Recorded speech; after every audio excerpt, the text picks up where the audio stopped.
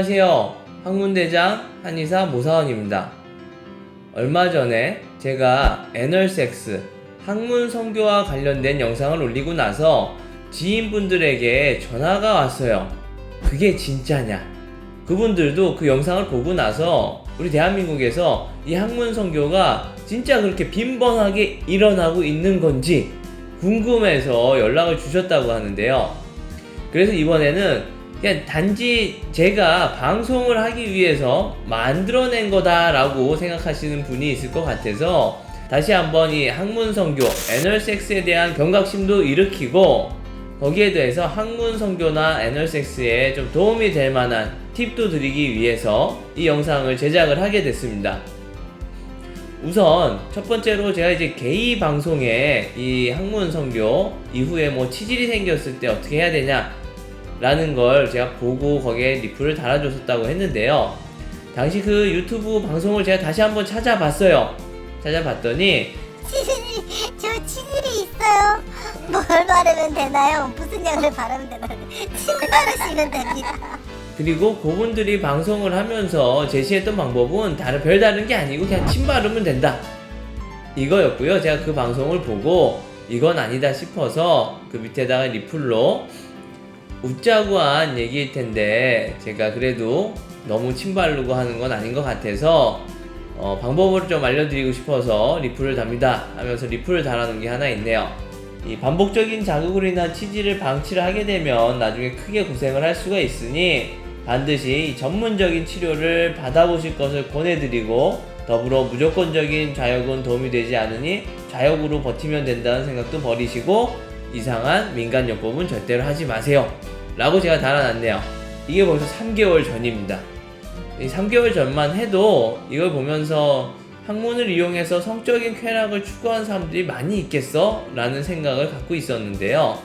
그 이후로 성적인 쾌락을 많이 추구하고 있다라는 생각을 완벽하게 갖게 된 계기가 있는데 그 첫 번째로는 제가 지식인 활동을 열심히 하는 중인데 지식인에도 이런 류의 질문들을 올리는 사람들이 상당수가 있습니다. 대표적으로 이제 제가 두 가지를 꼽았는데요.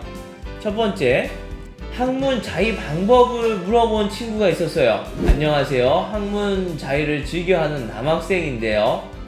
어떤 때는 막 하면 뽀얀 정액이 보기 좋게 나오기도 하고 어떤 때는 와바바, 피가 와바바 나기도 하거든요. 학문 자위를 할 때 피 안 나는 방법, 주의점, 더욱 효과적인 방법들을 알려달라고 물어본 글이 있네요. 그리고 또 하나가 있는데 학문 자위한 이후로 관략근이 느슨해졌어요 라고 고민이 있다고 또 지식인의 질문을 하신 분도 있어요. 며칠 전 학문 자위, 학문에 손가락을 넣었다 뺐다 하는 행위를 했는데 그 이후로부터 관략근 조절이 잘 안 되는 것 같고 사정기관 쪽도 같이 약해지고 요도 쪽이 민감해져 회음부 쪽이 꿈틀꿈틀거리기도 하고요. 오줌 눌 때마다 정액 같은 액체가 한두 방울씩 가끔 떨어져요. 관략근에 무슨 문제라도 생긴 건가요? 라고 지식인에 문의를 해주셨어요. 이 두 군데 다 좀 공통적으로 나오는 것들이 보면 이 정액 같은 게 나온다 라고 했는데 사실 이거는 정액이 아니고요. 이 남자분 같은 경우에는 우리 전립선이 있잖아요. 우리 전립선 검사할 때 항문 안쪽에다가 손가락을 넣어서 검사한다라는 거는 뭐 받아본 사람 아니면 얘기를 들어본 사람들은 다들 아실 거예요.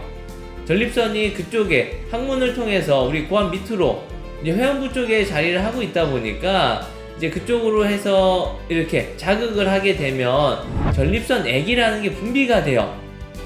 근데 앞서 학문 자위를 열심히 해서 나왔던 분 같은 경우에는 학문을 통해서 어떤 기구를 이용했건 손가락을 이용했건 그 자리가 너무 이제 자극이 되다 보니까 그 전립선 액이 뒤쪽으로 흘러나온 거고요.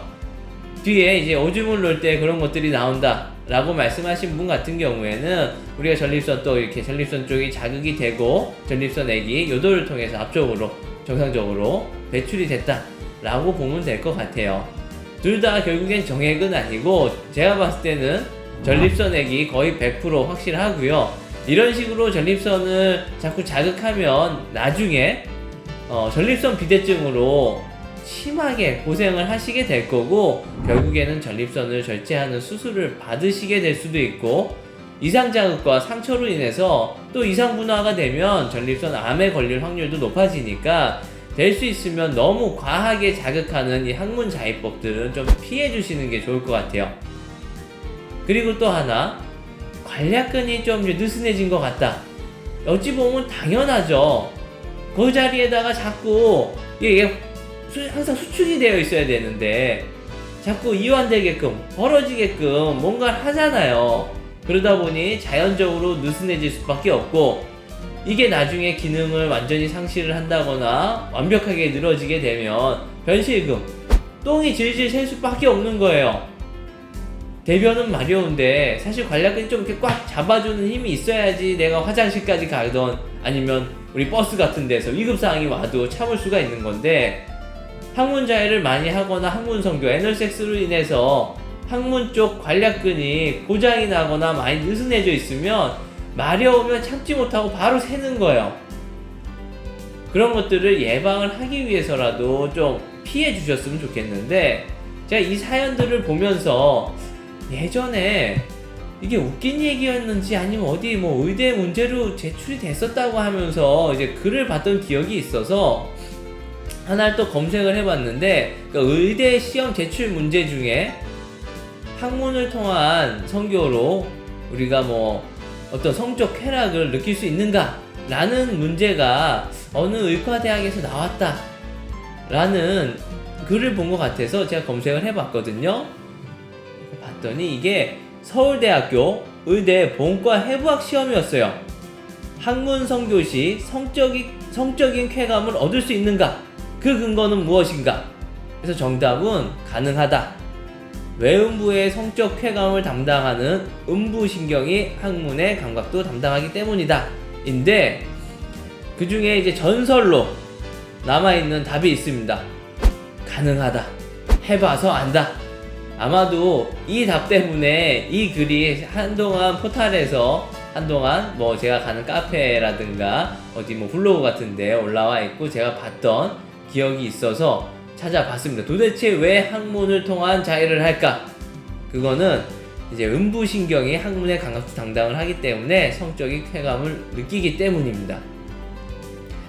지식인 말고도 제가 또 제 개인 카톡, 우리 병원 카톡을 통해서 환자분들과 소통하는 공간이 있는데, 이 얼마 전에 이 카톡을 통해서도 어떤 친구가 문의를 해줬었어요.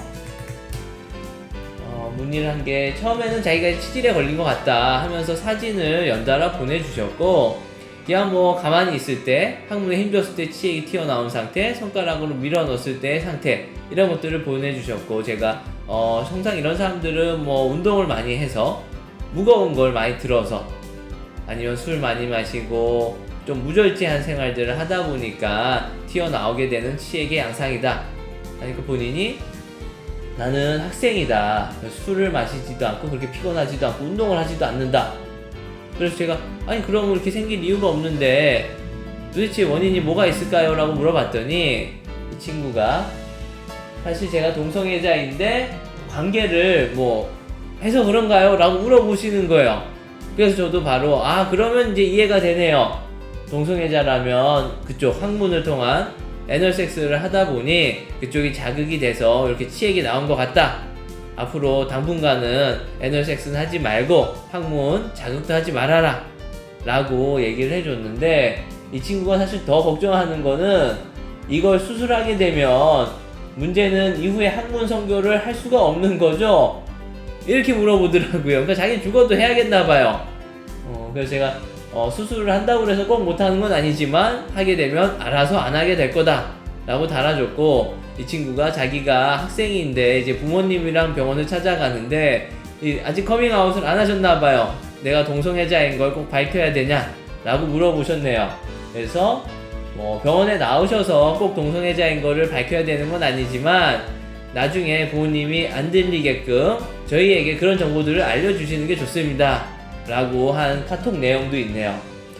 이것만 보더라도 이미 대표적으로 공개적으로 물어볼 수 있는 그 지식인의 또 이런 학문 자위, 학문 성교에 대해서 물어볼 정도이니까요. 그것도 거의 다 대부분이 젊은 친구들이더라고요.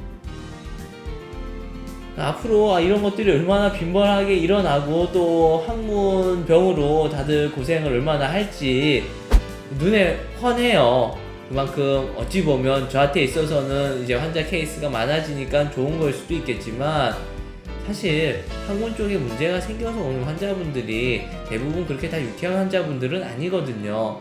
본인들도 고생을 하고 또 치료할 때도 상당히 고생들을 많이 하시게 되니까 될 수 있으면 좀 많이 피해 주시고, 제가 앞서 3가지 케이스에 모두 말씀드린 것들이 하나가 있는데 뭐 본인의 성적 쾌감을 위해서 즐기시는 건 좋아요.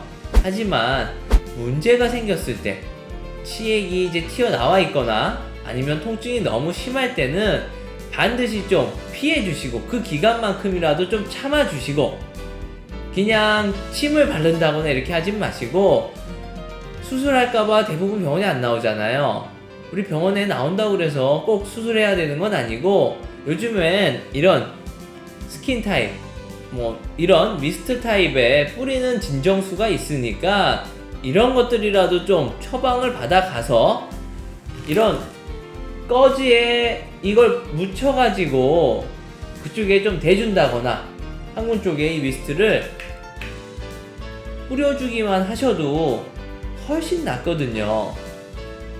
앞으로는 뭐 침을 바른다거나 아니면 뭐 좀 더 좋은 어떤 자위 방법을 찾는다거나 하는 것보다는 이런 식의 제품을 이용을 해서 항문 건강도 지키면서 본인의 성적 만족도도 올리셨으면 좋겠습니다. 이상으로 또다시 한번 애널섹스 학문 선교가 우리 학문에 미치는 영향에 대해서 말씀을 드렸고요. 될 수 있으면 문제가 생겼을 때만큼이라도 참아달라. 그리고 문제가 생겼으면 빨리 병원에 나오셔서 치료를 받아라. 꼭 수술해야 되는 건 아니다. 라면서 안심이 되는 얘기를 하면서 마무리를 짓도록 하겠습니다. 감사합니다. 학문대장 오사원이었습니다.